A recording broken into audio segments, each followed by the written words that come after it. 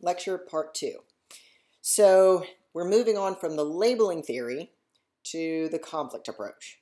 And although Lemert, who was a key labeling theorist, and others introduced the concept of power as relevant to an understanding of deviance, they did little to clarify the sources of power and thus to identify which interests and moral preferences were embodied in the normative system.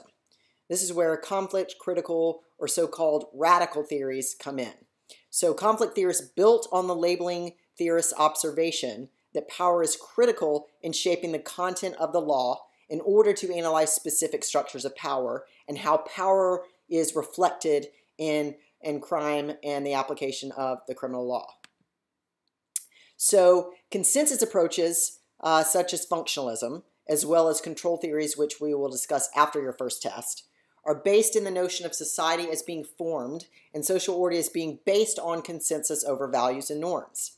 So society from this perspective is a structure based on consensus, shared commitment, a commonly accepted way of doing things, and although disagreements obviously exist, they are seen as disputes within an overarching agreement or consensus about good and bad, right and wrong, desirable and undesirable.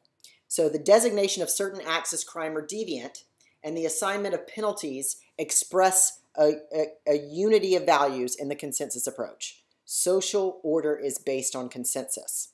Now the conflict approach, on the other hand, holds an opposing viewpoint. From this vantage point, society is characterized by conflict, and social order is a consequence of coercion. Competing interest groups are in a constant struggle to impose their will on another, and the group with the most power essentially wins these disputes. So the history of societies in this view is a record of wins and losses of particular factions. And society is just a patchwork of ongoing factions, but there is an overarching, most powerful group whose interests, society and institutions, the law, the family, reflect their interests. So social definitions of right and wrong, good and bad, desirable and undesirable, which become normative and even codified into law, reflect the interests of the group in power. So this group declares as deviant or criminal those actions or reactions that threat their interests or basically reflect their conception of proper behavior. So that is, in essence, these two approaches which represent opposing ends of this spectrum. So conflict theorists, just to be really clear, explicitly reject two commonly held views regarding the law and norms. They reject the view that laws and norms reflect the shared interests of the people. Instead, the passage of laws or norms represents the triumph of the powerful group against other groups. And they reject the consensus view that laws are passed and enforced to protect society as a whole, which includes all classes and groups equally.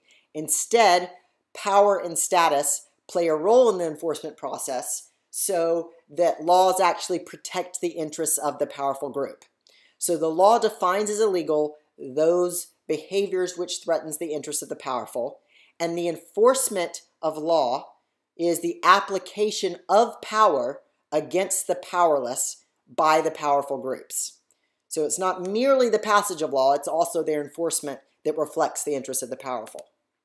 So that's kind of the overarching view of the conflict approach. So there are several forms of conflict theories which vary according to their focus on power and the composition of groups. And we'll discuss these in turn. But all are united with their focus on the role of power in shaping the emergence and enforcement. So to the questions, why are certain behaviors defined as deviant or criminal? Why and how do groups manage to get their own special interests and views enacted into law? Which laws are enforced? Which are passed and never enforced? And why are certain behaviors defined as deviance while others are not? To all of these questions, the conflict theorist focuses on power. So to answer questions about why things exist become very easy when you are taking a conflict approach. It's all about power. Now, in addition to being interested in the passage and enforcement of criminal laws, conflict theorists also examine, although to a much lesser extent, the causes of crime and deviance. Now, generally, conflict theorists point to the coercive nature of society as a cause, especially inequalities of power and income. So Marxists highlight the capitalist system as being criminogenic. But since we are focused on deviance, I'll leave that for a criminology course, and we won't talk about it anymore here. So focusing on crime and deviance, conflict theorists called the legal definition of crime into question. They point to the fact that since crime and the legal definition of crime and the normative definition of deviance is an outcome of the wishes of the powerful, it's thus not properly suited to a scientific study of society. So the legal definition of crime and deviance are based on concepts of harm held by those who have the power to make the law, and thus tend to exclude from scrutiny those harms caused by the actions of the powerful classes. And this is important, they argue, because without questioning the basis of crime and the definition of crime, which reflect the interests of the powerful, the scientific study of crime and deviance will then also tend to reflect the interests of the powerful. So Herman and Schwendiger argue that to restrict research to violations of state-made law is to accept the definitions of harm and wrongfulness that the state asserts. Thus, they urge criminologists to redefine crime as a violation of human rights and to study behaviors that violate human rights rather than those behaviors that are simply defined as criminal. So this would include things like, environmental pollution, hazardous work conditions, extortionate profiteering, and the marketing of unsafe products by capitalists. To ignore imperialism, racism, sexism, and capitalism as threats to human welfare, these conflict theorists argued, was to acquiesce to the whims or the beliefs of the powerful. And thus, they argued very vehemently against the adoption of the state definitions of crime or the normative definitions of deviance as appropriate objects of studies, because they said by doing so we even ignore some of the most dangerous and most harmful acts.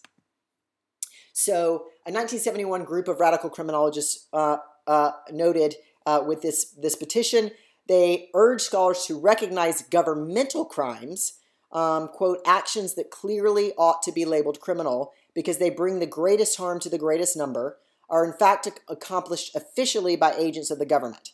The overwhelming number of murders this century have been committed by governments in wartime. Hundreds of unlawful killings by police go unprotected each year, also unpunished, and maybe that word should say unpunished. The largest forceful acquisition of property, this is a terribly written thing, in the states have been the theft of lands guaranteed by treaty to Indian tribes, theft sponsored by the government.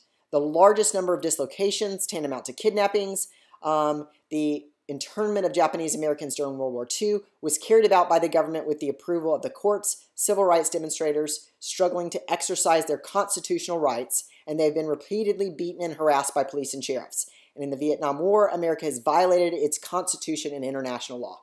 So although there were a number of typos in that quotation, the point was the point of these scholars was, in the early 1970s, during this time of radicalism, was to point out the harmful actions, both labeled as criminals and not labeled, by the U.S. government itself, and that these were not the focus of scientific study, nor the focus by criminal justice agencies. So conflict theories are characterized by an emphasis on conflicts of interests, and interest-determined values, power shapes norms, laws, and their enforcements. And the different types of conflict theories are distinguished by the different focus on groups and power arrangements. So there's different oppressive systems to which they focus their attention. So Marxist theories focus on social classes and the capitalist system. And the most powerful group are obviously the upper classes in the society, and it's defined by wealth. Feminist theories focus on gender and the patriarchal system, and obviously, masculinity and men have the power in the system.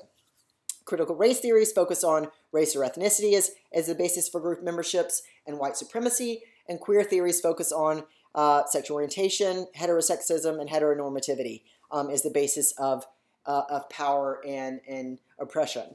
And this is not an extensive list of all groups, We might list now, theories that criticize the gender system from a different perspective. The transgender critique, and so on and so forth. There's other sources of power, but these have been the traditionally four main ones. So several factors influence the rise of conflict theory and Marxism and the move away from consensus and functionalist approaches to social life and deviance. Previously, Marxism had been caricatured and largely a whipping boy in American culture. It was, we all had the threat of communism and the horrible ideas of Marx. But with social turmoil, class conflict, and fresh new translations into English of many of Marx's work, people actually read his ideas, and this began to form, a series of criticisms, and a conflict approach gained traction in sociology and criminology. So this was done for several reasons. First, the 1960s was a time of social turmoil. Conflicts between various social groups pervaded American society at basically all levels. Left-wing organizations relied on Marx to justify their anti-establishment positions, and more people began to view the Vietnam War as an attempt to protect American corporate interests overseas. So during this time, the civil rights movement as well, spearheaded by the marches of MLK, sensitized many Americans to both class and racial biases, which had been previously largely overlooked. So black activists such as Malcolm X used Marx to attack the American social system, and a system they saw as promoting racism. Norms prohibiting drug use and various sexual behaviors were being challenged and renegotiated. It was just a time of turmoil, change, and challenge. And for the first time, serious attention was paid to the role that American society itself played in the creation and maintenance of crime. So with the events of the 1960s, scholars recognized that the Durkheimian view of consensus and the functionalist approach to deviance had severe shortcomings, and that a new theory of society based on conflict had to be given serious attention.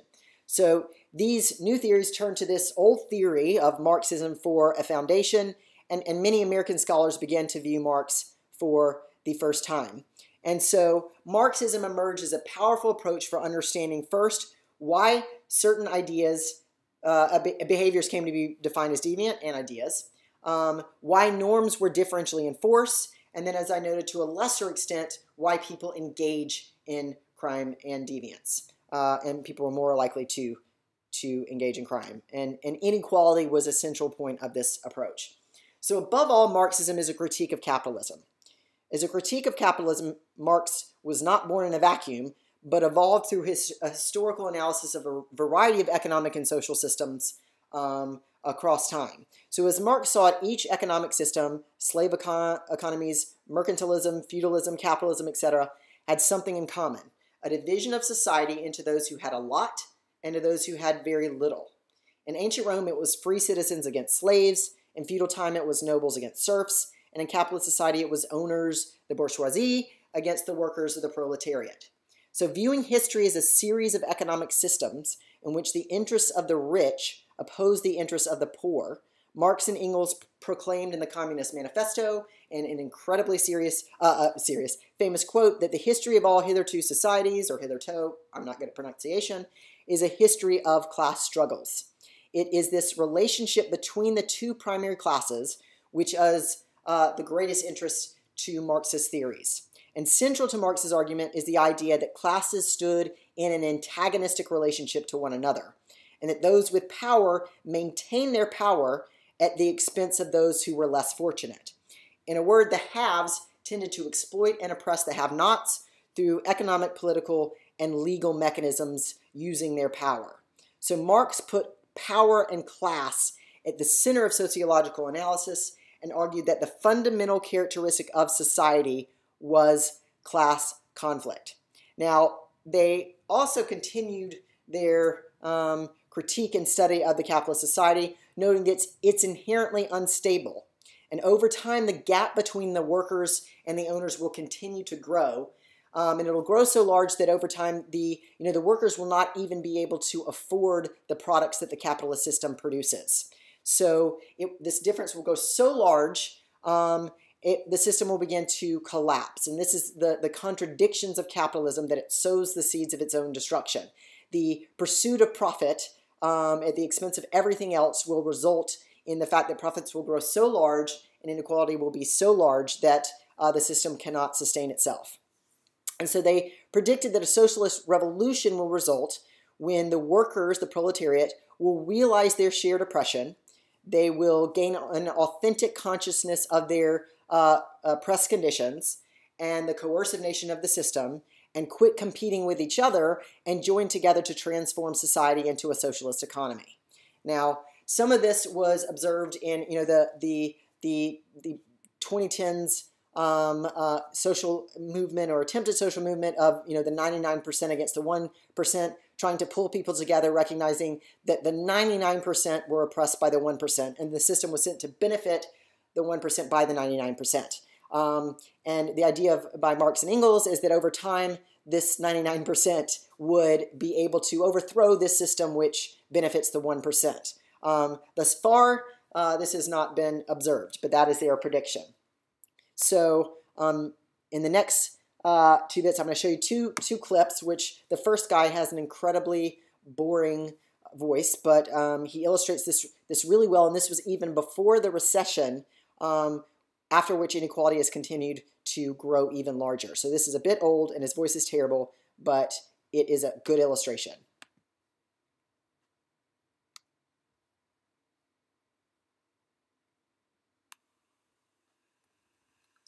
Welcome to the L curve. This is a graph of the income distribution of the United States. Picture the population of the United States lined up on a football field, with the poorest person on the far left and the richest person on the far right. The vertical scale on this graph is income, represented by stacks of $100 bills. Let's zoom in and look at the family on the 50-yard line. The median income in the United States, the middle income, is about $40,000. That would be a stack of $100 bills about 1.5 inches high. The majority of Americans lie along the horizontal branch of this graph. It's a long, gradual ramp from essentially zero at the far left to $100,000 at the 95-yard line. $100,000 would be a stack of $100 bills 4 inches high. At the 99-yard line, the graph rises to about 1 foot. This represents an income of about $300,000. When we get to the top 1/3 of 1%, 1 foot from the goal line, we hit the $1 million mark. $1 million is a stack of $100 bills 1 meter high. 1 meter is about 40 inches. From there, the graph rises sharply. As we zoom out, we see a tree on the left. This is the height of the giant sequoias, a pretty good picture of what $100 million looks like. The height of this frame is 1 kilometer, a little over half a mile. A stack of $100 bills 1 kilometer high would be $1 billion. Remember that a billion is 1,000 times a million. A kilometer is 1,000 meters.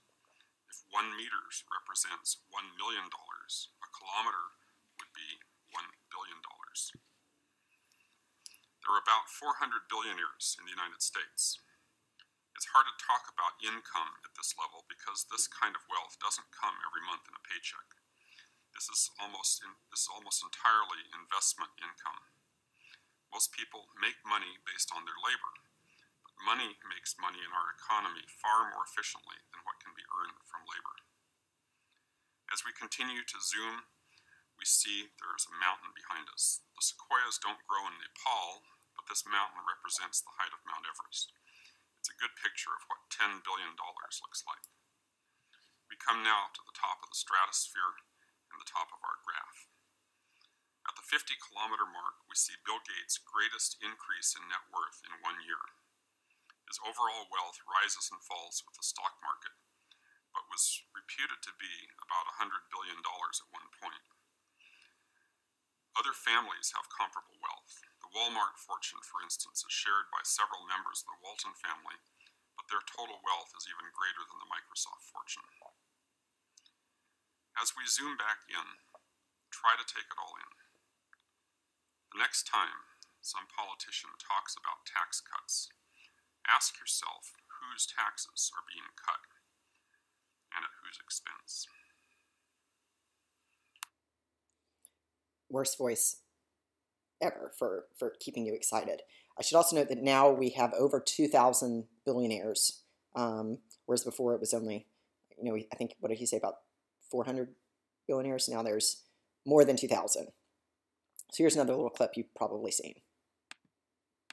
There's a chart I saw recently that I can't get out of my head. A Harvard business professor and economist asked more than 5,000 Americans how they thought wealth was distributed in the United States. This is what they said they thought it was. Dividing the country into 5 rough groups of the top, bottom, and middle 3 20% groups, they asked people how they thought the wealth in this country was divided. Then he asked them what they thought was the ideal distribution. And 92%, that's at least 9 out of 10 of them, said it should be more like this. In other words, more equitable than they think it is. Now that fact is telling, admittedly, the notion that most Americans know that the system is already skewed unfairly. But what's most interesting to me is the reality compared to our perception.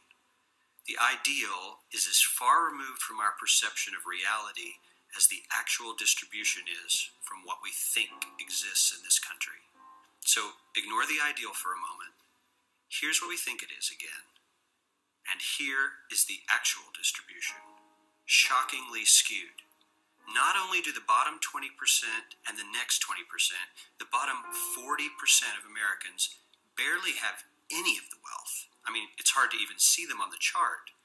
But the top 1% has more of the country's wealth than 9 out of 10 Americans believe the entire top 20% should have. Mind-blowing. But let's look at it another way, because I find this chart kind of difficult to wrap my head around. Instead, let's reduce the 311 million Americans to just a representative 100 people. Make it simple. Here they are: teachers, coaches, firefighters, construction workers, engineers, doctors, lawyers, some investment bankers, a CEO, maybe a celebrity or two. Now let's line them up according to their wealth. Poorest people on the left, wealthiest on the right, just a steady row of folks based on their net worth. We'll color code them like we did before based on which 20% quintile they fall into.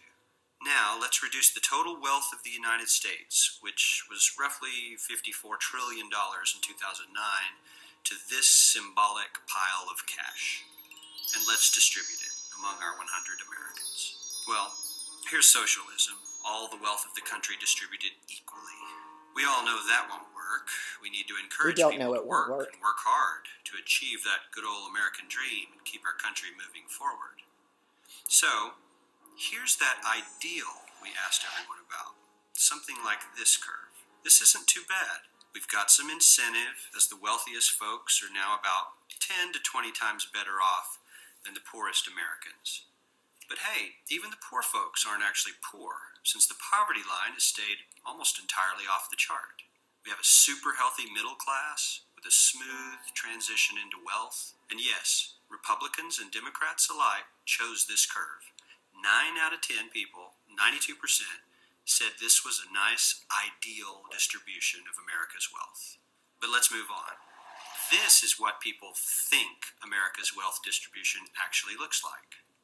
Not as equitable, clearly, but for me, even this still looks pretty great. Oh my gosh. Yes, the poorest 20 to 30% are starting to suffer quite a lot compared to the ideal, and the middle class is certainly struggling more than they were, while the rich and wealthy are making roughly 100 times that of the poorest Americans, and about 10 times that of the still healthy middle class. Sadly, this isn't even close to the reality. Here is the actual distribution of wealth in America. The poorest Americans don't even register. They're down to pocket change, and the middle class is barely distinguishable from the poor. In fact, even the rich between the top 10 and 20 percentile are worse off. Only the top 10% are better off. And how much better off? So much better off that the top 2 to 5% are actually off the chart at this scale. And the top 1%, this guy, well, his stack of money stretches 10 times higher than we can show. Here's his stack of cash, restacked, all by itself. This is the top 1% we've been hearing so much about. So much green in his pockets that I have to give him a whole new column of his own because he won't fit on my chart. 1% of America has 40% of all the nation's wealth. The bottom 80%, 8 out of every 10 people, or 80 out of these 100, only has 7% between them. And this has only gotten worse in the last 20 to 30 years. While the richest 1% take home almost a quarter of the national income today, in 1976, they took home only 9%, meaning their share of income has nearly tripled in the last 30 years. The top 1% own half the country's stocks, bonds, and mutual funds. The bottom 50% of Americans own only 0.5% of these investments, which means they aren't investing. They're just scraping by. I'm sure many of these wealthy people have worked very hard for their money. But do you really believe that the CEO is working 380 times harder than his average employee? Not his lowest paid employee, not the janitor, but the average earner in his company. The average worker needs to work more than a month to earn what the CEO makes in 1 hour. We certainly don't have to go all the way to socialism to find something that is fair for hardworking Americans. We don't even have to achieve what most of us consider might be ideal. All we need to do is wake up and realize that the reality in this country is not at all what we think it is.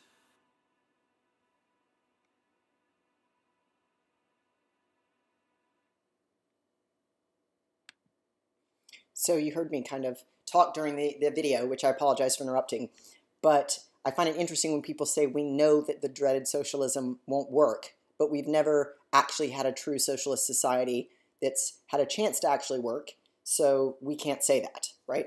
There's actually no evidence to suggest that that's true or that's false. Socialism may or may not work. We don't know.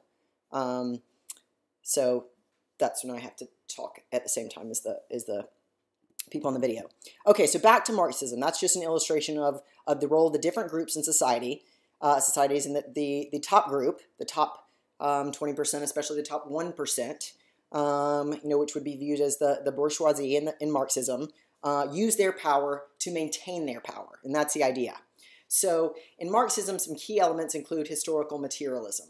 So whereas idealists before tended to view history as a succession of various abstract ideas, and this includes people like Hegel and so on, you don't need to know, Marx described social change primarily on the basis of empirically observable transformations in a society's economic structure. So the term Marx used in this context was mode of production, which he saw as the principal defining characteristic of any society. So examples of different modes of production include mercantilism, feudalism, capitalism, and socialism. So historical materialism looks for the causes of development and changes in human society in the means by which humans collectively produce the necessities of social life. And, social classes and the relationship between them, along with the political structures and ways of thinking in society, are founded on and reflect contemporary economic activity. So that's the materialism aspect. So historical, emphasizes examining how the material conditions of society and other conditions co-evolve. And for deviance, it means that deviance and crime should be viewed in their wider historical, social, and economic context. And materialism is an empirical approach to history based on observations and accurate descriptions of real conditions. And the idea is that, the structures of society are based on material conditions as economic activity. That everything is rooted on the way that a society meets the necessities of social life, the mode of production. That is the principal defining feature of any society. So economic processes form this material base which other institutions rest and from which they derive. So historical materialism springs from a fundamental underlying reality of human existence, that in order for human beings to survive and continue existence from generation to generation, it's necessary for them to produce and reproduce the material requirements of life. So Marx then extended this premise by asserting the importance of the fact that in order to carry out production and exchange, people have to enter into very definite social relations. Most fundamentally, production relations. Production is carried out through definite, explicit relations between people as humans collectively work on nature, but they do not all do the same work. We are not all collecting food, we're not all growing food, we're not all building shelters, and so on and so forth. Instead, we enter into definite relations where these needs get met, better for some people than others, through this network of relationships and organized mode of production. So it's abstract, but it's actually, very understandable when you get into the ideas. So social class is defined by how individuals, and this is a key term, so historical materialism, and then social class is defined by how individuals relate to the means of production. So the broad way we can understand it as the owners, the capitalists, or the bourgeoisie, that all refers to the same people, which is, we might call them the top 1% or the top 5%. And then the workers, laborers, or proletariat. And the former buy the labor of the others, whereas the workers sell their labor in order to make a living. Now the idea is, as the boring man talked about, money is a more efficient way of making money than labor is making money. So when you have money, you can make more money more quickly with money than you can with your labor. And the idea is that we sell our labor for less money than it's worth. But I'll get into that in a second. So class conflict is the imbalance or inequity in relations between the classes. So the owners control the ways that labor is used, and they own the products produced by the laboring classes. And to make products, owners are always trying to keep the labor cost as low as possible, whereas the workers are trying to raise them. And so there's inherently conflict in the system in that the owners are trying to pay the workers as less as possible to increase their profits, whereas the workers try to get as the most money as possible. And what happens also between the system is that people get labeled as across various levels. So there's managers, and then there's people above the managers and the CEOs, and across this, people are always trying to extract the most value out of the laborers. So going back to this just briefly, the key idea here is that the workers, in order to make a profit, the capitalists pay the workers less than the value of their labor. That's how they make a profit. If the owners paid the workers as much as the value of the goods they produced, they would not make any profits. And so that's how this system is inherently unbalanced. In a socialist or equalist trading system, people would create a product and then sell that product for its value. But that's not what we do in the capitalist system, right? People generally pay others for the value of their labor and then sell it for a higher price in order to extract profit from workers' values. So it's inherently conflictual. So this superstructure is another term. So with his materialist viewpoint, Marx argued that the economic structure of societies is the real foundation on which legal and political superstructures and which correspond definite forms of social consciousness. The mode of production in social life determines the general character of the social and spiritual processes of life. It's not the consciousness of men that determines their existence, but on the contrary, their social existence determines their consciousness. And this is really important. First and foremost, Marx is saying that any economic system will tend to be supported by superstructural factors such as law, politics, education, and the family, and even consciousness. For example, in a capitalist mode of production, laws will be enacted to protect private property. Those holding economic power will tend to promote and defend their interests by purchasing political clout with the campaign dollars, and we've definitely seen that in our society. Education will reproduce the skills and techniques required to operate the machinery of production and serve in the system, and consciousness will be shaped in a manner consistent with one's class position. With reference to this latter idea, Marx notes that ideas themselves are the outcome of the bourgeois methods of production, such that the notion of achievement ethic, rugged individualism, the idea that you need to earn more, is all a product of the system.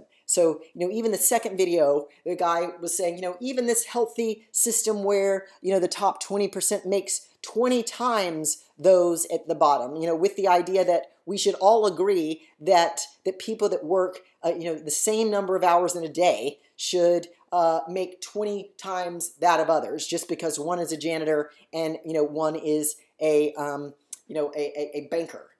These types of ideas are built into the capitalist system so that we accept them and we don't question them, and they allow the system to continue to operate. So, for example, in a capitalist mode of production, laws. Okay, so I've already said that. Sorry. So the superstructure, the laws, educational system, the family, lends legitimacy to both the class structure and the dominant set of economic relationships underpinning it. Law, from this perspective, and norms will support and buttress economic interests. It will also be used by those in power to increase or maintain their interests. So rather than being a progressive or neutral tool, the law is used to support the status quo. So here's a depiction of this. So the superstructure is basically everything that's not directly related to directly to do with production of goods and the necessities of social life. So art, family, culture, religion, philosophy, media, law, politics, science, education, and so on. These ideologies, these are all part of the superstructure. And it's rooted on this base, which includes the means of production and the relations of production. And the idea is that this base shapes and maintains the superstructure. So rather than being on an equal plane, religion, philosophy, art, family, these are all rooted and subservient to and shaped by the mode of production. So we can see that in that, family relations are often shaped by the necessities of the economic system. We don't basically give family relations equal treatment to economic relations. The idea that people take off from work to have a child is not understood to be of equal value than work itself. They take off time, often unpaid, and then they get back into the workplace, sometimes penalized. That is the idea of this system, that the mode of production, and this is a little bit better in my view, that the economic base forms the foundation on which these other things rest, and that modes of production are determining factors. So finally, and this is the last key element, so sorry, there's so many, is the idea of the dominant ideology and false consciousness. And this is the most important to me and the most interesting. So the dominant ideology is essentially the attitudes and beliefs, values and morals adopted by the majority of people in a given society that frame how those people think about the nature of society and their social class. So most workers in capitalist society and owners themselves have what Marx calls a false consciousness. So rather than being universal, eternal, natural, or given in the nature of things, the dominant ideas of a particular time in history reflect the interests of a particular class at a particular time. And so I'd ask you for examples, but you can't talk back to me.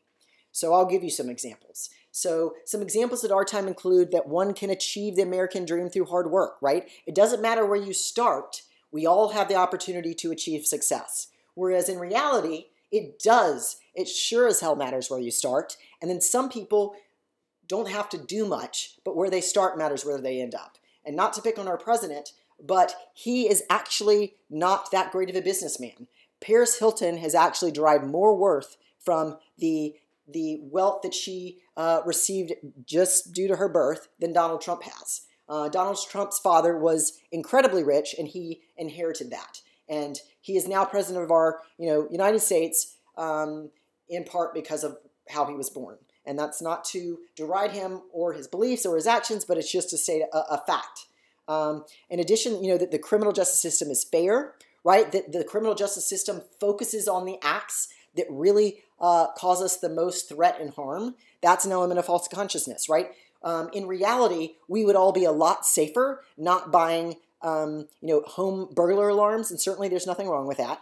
But we have a lot more threat to our safety and our health from food poisoning, from unsafe drugs, and things like that. The occupational system is a lot more dangerous.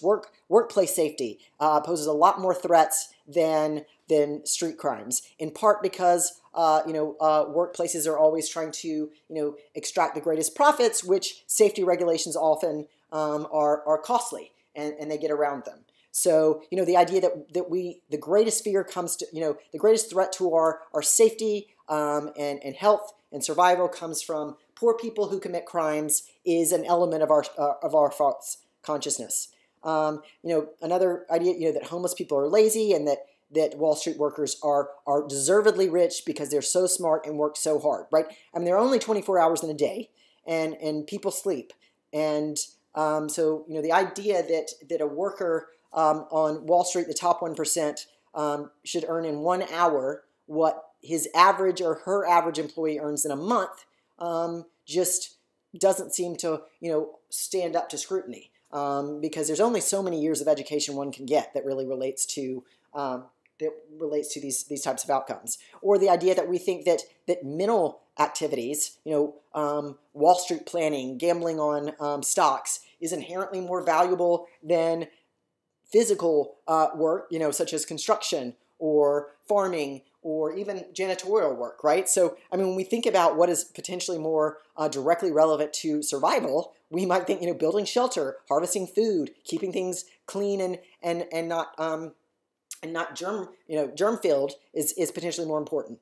And not to say they are, but just only that this is what our system promotes, this belief. And the idea is that we all adopt this belief as being natural and given, when in reality, it is a result of the specific viewpoint at the specific time in history.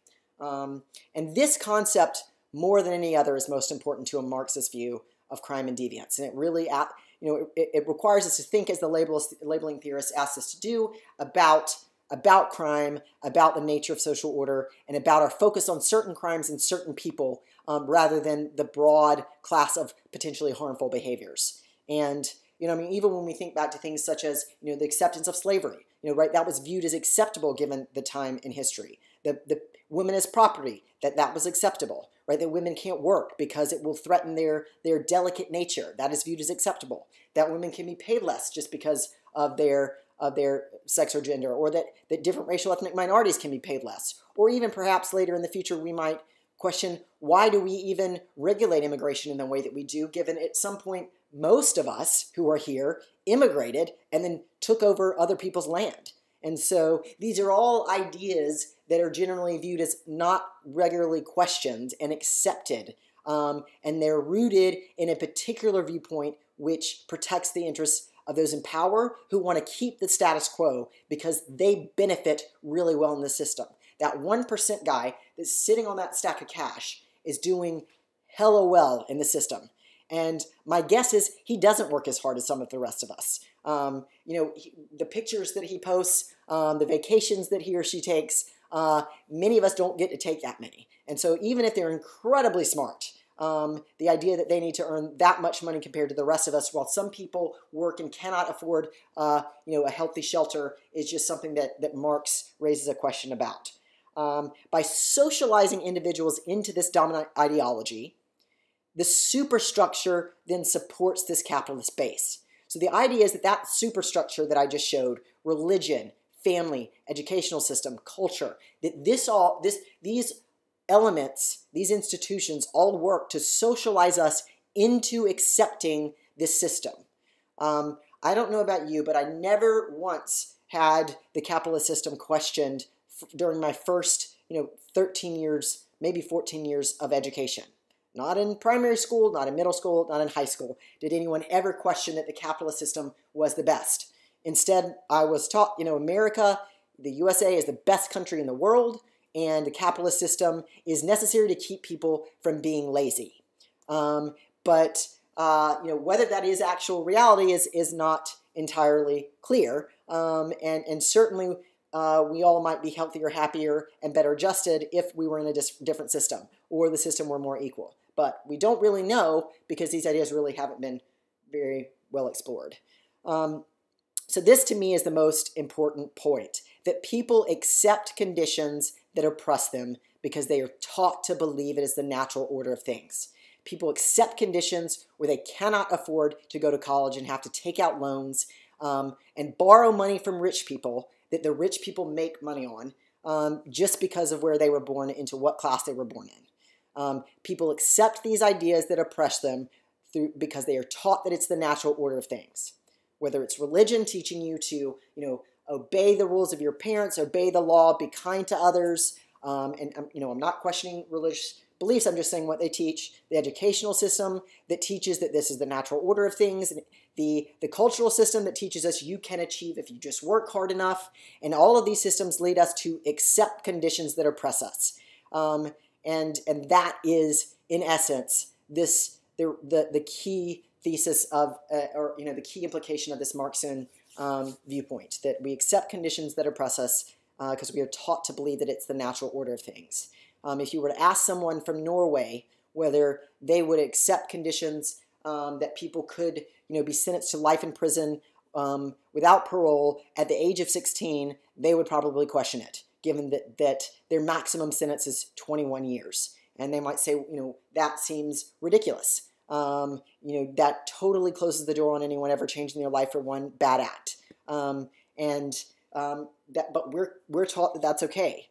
So that's essentially the key to that point. So the voluminous work of Marx, and who interestingly had the nickname Moore, and I'll also say that Marx was born on the excellent day of May 5th, 5 Cinco de Mayo, which is also my birthday, although he was born in 1818 and I was born in 1979. We're birthday twins. So Marx and his collaborator Engels, who was a fox hunter and a poet, and his personal motto was "Take it easy." I'll probably adopt that. Spans thousands of pages. They wrote a lot of stuff. Even so, Marx wrote sparingly about crime, although one tongue-in-cheek column satirizing functionalist theory, which was pretty funny. And scholars have also recognized that Marxist theories could be used to understand crime, social control, and deviance. So as far as deviance is concerned, contemporary Marxists, which built on his ideas, explore three things. One, the determination of deviance. Two, the application of deviance or social control to certain persons. And three, and less emphasis has been placed on this, the causes of deviance. So from a Marxist perspective, to the first question, norms and laws, and hence deviance and crime, are adopted or created to protect the interests of the capitalist class, to overcome conflict and increase their power, or to maintain the capitalist system. So I mentioned that laws were developed to protect private property. When we analyze things from a historical materialist perspective, things can take on new meaning, even such traditional concepts such as theft. So under capitalism, private ownership and respect for private property are very important concepts. And today, the state takes an active interest in protecting property rights through criminal prosecution. This was not always the case. It was only with the emergence of mercantilism as an early form of capitalism that theft became a criminal offense. Before that, theft had been treated as a civil matter, as a dispute between two private parties to be settled in a civil rather than a criminal court. The government stayed out of it. With the emergence of mercantilism, this all changed. The state took an active interest in promoting property rights, and theft became a crime against the state. Since ordinary thefts were usually committed by the poor, the state's intrusion into this matter pitted the poor against the propertied class and their ally, which became the state. So theft was transformed to protect, using the government to protect the interests of the wealthy.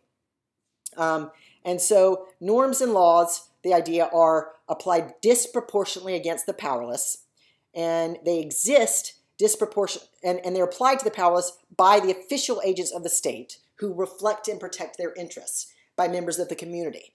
So, even in the movements by the 99%, of which the police are members of the 99%, they're not the 1%, right? The state sends them out to restrict the activities of people protesting as representatives of the state who protect their interests.